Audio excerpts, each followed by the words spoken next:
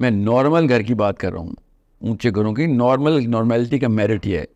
میں نے ایک دفعہ دیکھا تھا, یہ احمد فراز صاحب اور بڑے شعراء آتے تھے گھر پہ, تو میری امی نے کچن میں شاید کوئی چیز ڈیلے کر دی کھانے میں, مجھے نہیں پتا, ہم تو کوئی بھائی ٹی وی دیکھ رہے تھے, کوئی کرکٹ میچ دیکھ رہے ہوں گے, آر نو کیا تھا. اچانک میرے ابا جی کا میں نے وہ سین دیکھا کہ جس میں انہوں نے امی کو ڈانٹا.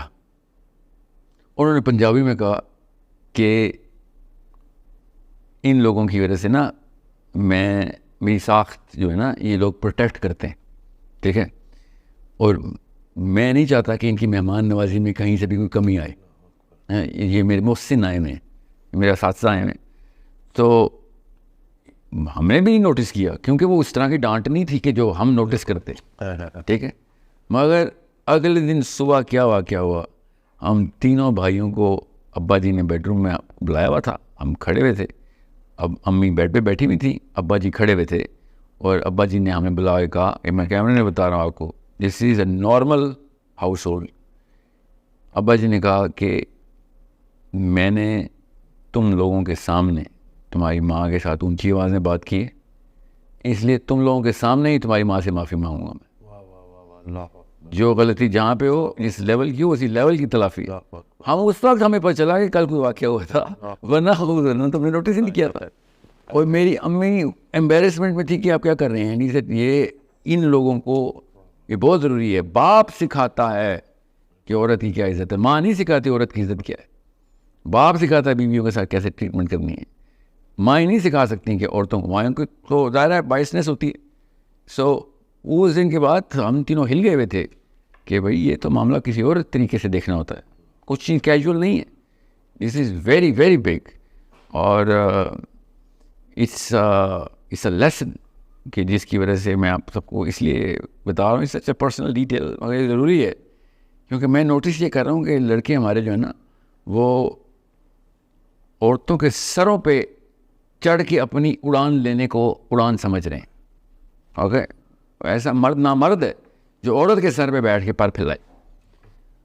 آپ نے اڑنا ہے تو بے فکر ہیں, بڑے ایسے مار کے ملیں گے جہاں پہ اصلی مردان کی ثابت ہو گیا. سوال بھی اگلا یہی تھا کہ ذرا مرد کو ڈیفائن کریں, کیونکہ ہماری سوسائٹی نے بھی مرد کو اور کچھ فلموں نے بھی مرد کو ڈیفائن کیا ہے, تو صحیح ڈیفینیشن مرد کی کیا ہے, کہ اصلی جو مرد مومن مرد حق ہے یہ ہے کون, کیا کوالٹیز ہیں؟ مجھے نا اپنی عمر کے تجربے اور جتنی کتابیں میں نے چاٹی ہیں نا, I am an old fashion man. میں کتابیں پڑھنے والا بنتا تھا شروع سے ہی. میرے باپ کے گھر بھی لائبریری تھی, میرا گھر لائبریری تھا, میرے اپنے گھر میں بھی لائبریری ہے, میرے ہر گھر میں لائبریری ہے.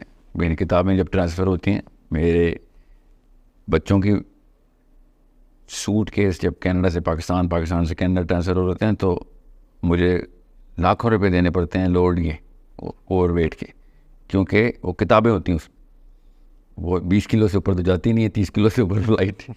کئی دفعہ میں نے اپنی بیٹی سے کہا ہے کہ یار کتابیں میں لے آؤں گا, اچھی سے نہیں آپ کا کچھ پتہ نہیں ہوتا ٹور کا, کتابیں نہیں چھوڑ رہی.